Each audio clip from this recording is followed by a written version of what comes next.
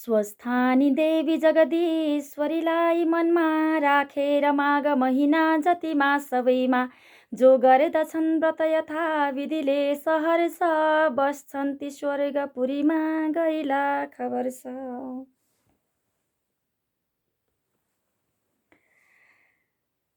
स्वस्थानी व्रत कथा महात्म्यको कथा वाचन गर्नको लागि स्वस्थानी विशेष फेसबुक लाइभ लिएर म यहाँ सामु उपस्थित भइसकेकी छु।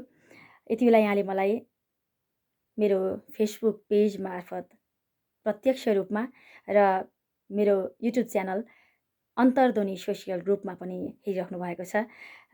कृपया यो भिडियोलाई लाइक सेयर गरिदिनु होला र यही मार्फत चाहिँ एउटा मौकाको फाइदा लिइहालौँ। अन्तर्ध्वनि सोसियल ग्रुपलाई सब्सक्राइब पनि गरिदिनु होला।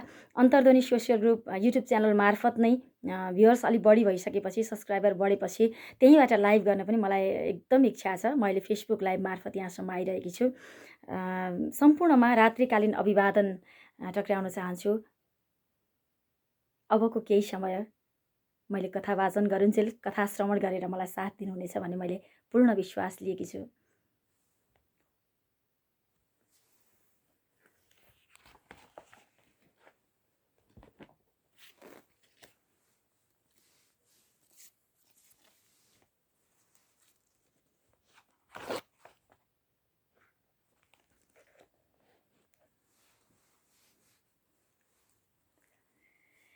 वाचक समेत सबै श्रोताले चन्दन अक्षता फूल लिएर हात जोड्नु, वक्ताले प्रार्थना गर्नु भनिएको छ।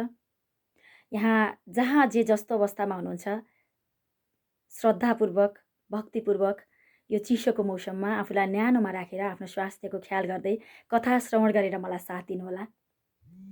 म श्लोक वाचन गर्नतिर लागेँ। प्रार्थना श्लोक। एं ब्रह्मा वरुणेन्द्र रुद्र मरुतस्तुन्वन्ति दिव्यैस्तवै वेदैर्साङ्गपदक्रमोपनिषदैर्गायन्ति यं सामगाः ध्यानावस्थित तद्गतेन मनसा पश्यन्ति यं योगिनो यस्शान्तं न विदुः सुरासुरगणा देवाय तस्मै नमः। श्रीमच्चन्दन चर्चितो जलवपु शुक्लाम्बरा मल्लिका मालालङ्कृतकुण्डला प्रविलसन्मुक्तावली शोभिता सर्वज्ञाननिदानपुस्तकधरा रुद्राक्षमालाधरा वाग्देवी वदनाम्बुजे वसतु मे त्रैलोकमाता चिरम्। मूकं करोति वाचालं पङ्गुलङ्घयते गिरिं यत्कृपातमहं वन्दे परमानन्दमाधवम्। नमो भगवते तस्मै व्यासायामिततेजसे यस्य प्रसादे दक्ष्यामि नारायणकथामिमाम्। नारायणं नरस्कृत्य नरं चैव नरोत्तमं देवीं सरस्वतीं व्यासं ततो जयमुदीरयेत्।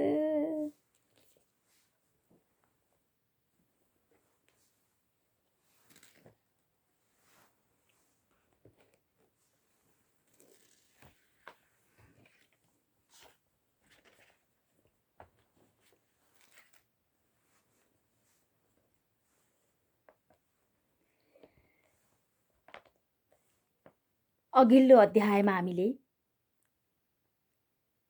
सतीदेवी दक्ष प्रजापतिले 33 कोटी देवता, यक्ष, गन्धर्व, किन्नर, नागकन्या, देवकन्या सबै सतीदेवी र महादेव बाहेक सम्पूर्ण उपस्थित रहेको यज्ञमा आफ्ना महादेव जगदीश्वर श्री महादेवको आफ्ना पिताले क्षुद्र वचनले निन्दा गरेको सहन नसकेर शिवजीको नाम लिँदै शिव शिव भन्दै यज्ञ कुण्डमा प्रदक्षिणा गरेर देह त्याग गरेको र त्यसपछि शिवजी रिसाएर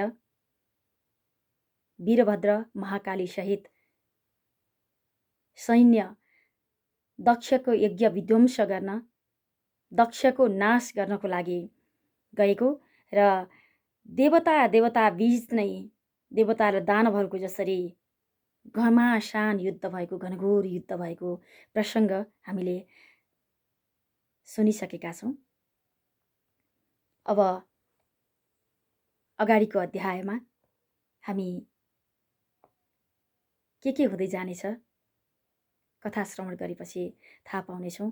कथा श्रवण गरेर साथ दिनुहोला। अथ अष्टमोऽध्याय।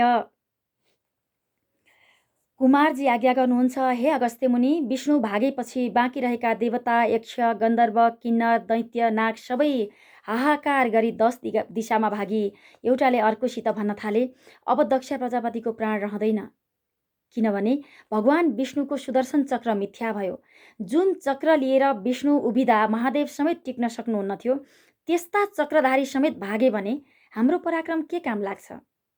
यस्तो कुरा गर्दै सबै आफ्ना आफ्ना घरतिर लागे।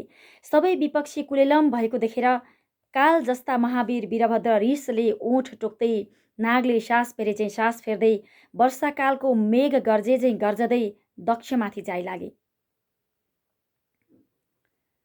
दक्ष प्रजापतिको टुप्पी समाई भूमिमा पछारेर बोध गराए, हे पापिष्ट, तैँले महादेवलाई धेरै निन्दा गरिस्, आफ्नी छोरी मारिस्।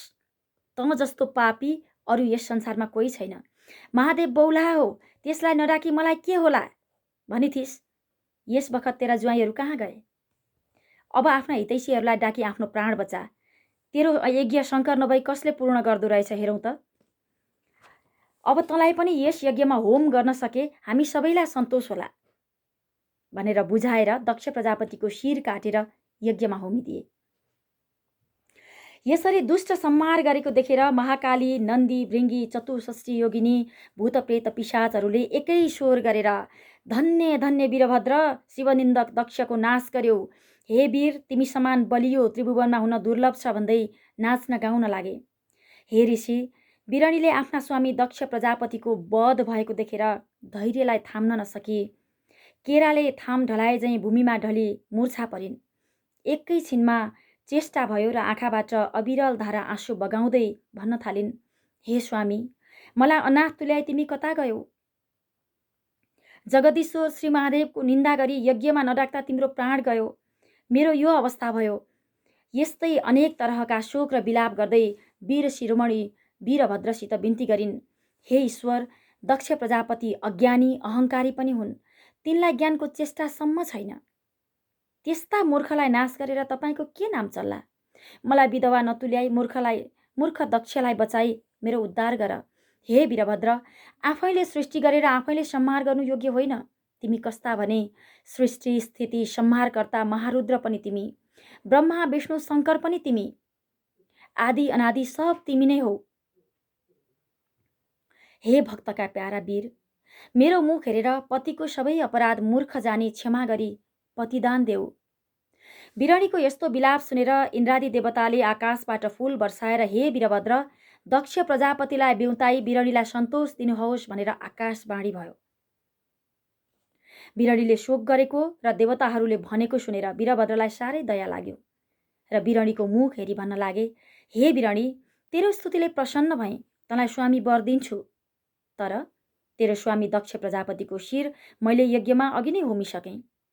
अब यज्ञमा बलि दिएको बोकाको शिर जोरी बिउताइदिन्छु, किनभने त्यसले पशु जस्तै भएर जगदीश्वर श्री महादेवको निन्दा गरेको छ। यस्तो वीरभद्रको वचन सुनेर बिरणीले हवस् भनी अञ्जली बाँधी उभिरहिन्।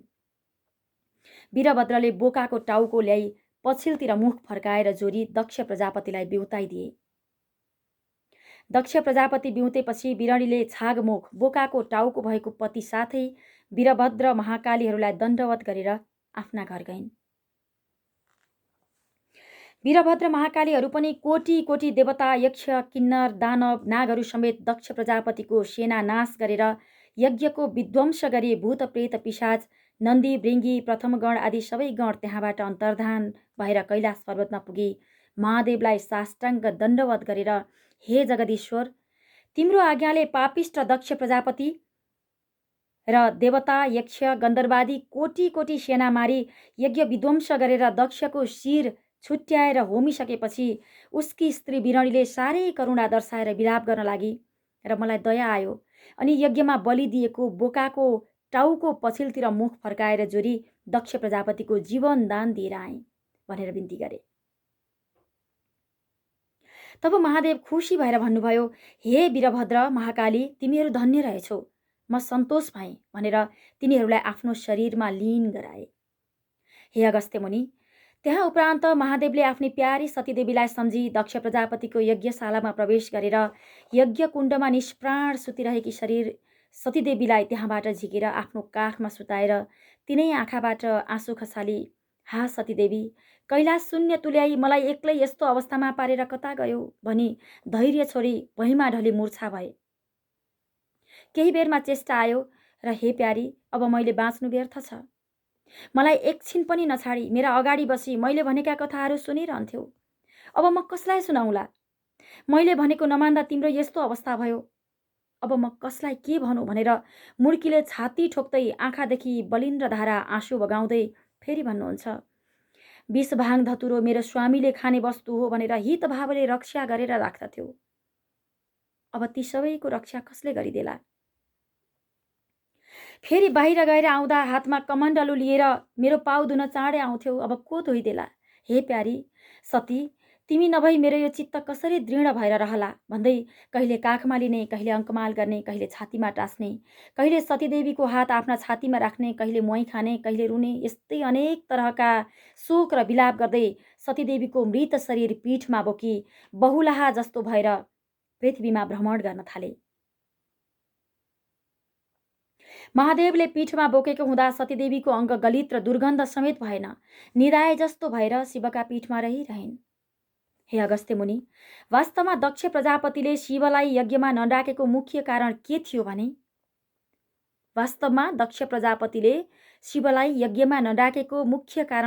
भने अघि प्रयागराजमा एकत्र भएर मुनिहरूले ठुलो तपस्या गरे, ठुलो यज्ञ गरे, जसमा ब्रह्माजी पनि विराजमान थिए। त्यहाँ ठूला ठूला ऋषि मुनिहरूले ज्ञान कुण्डका विषयमा बहस गरिरहेका थिए। त्यसबेला आफ्ना सारा गणहरूलाई साथमा लिएर शिवजी पनि सतीका साथ उस सभामा पुगे। सबैले भक्तिपूर्वक प्रणाम गरेर उनको स्तुति गरे। त्यसका बाद प्रजापतिहरूका स्वामी दक्ष पनि त्यहाँ पुगे र केवल ब्रह्माजीलाई प्रणाम गरेर ब्रह्माको आज्ञाले स्वयज्ञ आसनमा बसे। तब सबैले तेजस्वी दक्षको पूजा गरे, तर परम स्वतन्त्र लीला बिहारी महेश्वर चाहिँ आफ्ना आसनमै बसिरहे। उनले दक्षलाई प्रणामसम्म पनि गरेनन्। त्यस्तो देखेर दक्ष अत्यन्तै क्रुद्ध भयो र सभाका मध्यमा सबलाई सुनाउँदै शिवलाई धेरै कुवाच्य कह्यो र करायो कि यो पाखण्डी, दुर्जन, पापी, पगला, ब्राह्मण निन्दक, स्त्री लम्पट, तामसी, नशेबाज हमेशा स्त्रीमै आसक्त रहन्छ। सम्बन्धले यो मेरो छोरी जुवाई हुनाले छोरो तुल्य भएर पनि यसले मलाई प्रणामसम्म गरेन। यसकारण म यसलाई श्राप दिन्छु। हे ब्राह्मण हो, हे देवता हो, तिमीहरू सब सुन, म यसलाई बहिष्कार गर्दछु। आजदेखि यसले देवताका साथ भाग पाउने छैन। यस्तो सुनेर नन्दीश्वरका आँखा राता राता भए। उनले खुबै हप्काए। तब दक्षले नन्दीश्वरलाई पनि श्राप दिए, शिवका समस्त गणलाई पनि श्राप दिए। अनि अघि नन्दीश्वर पनि खुब रिसाए। उनले पनि घमण्डी दक्षलाई भने, हे दुष्ट बुद्धि भएको दक्ष, के त शिव तत्त्वलाई जान्दैनस्? यो जो तैँले भृगु आदि ऋषिमुनिहरूको बीचमा महाप्रभु शिवजीको उपास गरिस्, यो तेरो घमण्डले हो। अब म पनि शिवका प्रभावले तँलाई श्राप दिन्छु कि तँ सहित सारा ब्राह्मणहरूले वेदको वास्तविक अर्थ नबुझेर नै केवल आशीर्वादमा नै विश्वास गरून्। जब क्रुद्ध नन्दीश्वरले यस प्रकारको श्राप दिए, तब त्यहाँ हाहाकार मचियो। तब भगवान शङ्करले नन्दीश्वरलाई सम्झाउँदै भन्नुभयो, बुद्धिमान, तिमीले क्रोध गर्नु हुँदैन थियो। म ब्राह्मण र वेदलाई श्राप दिन।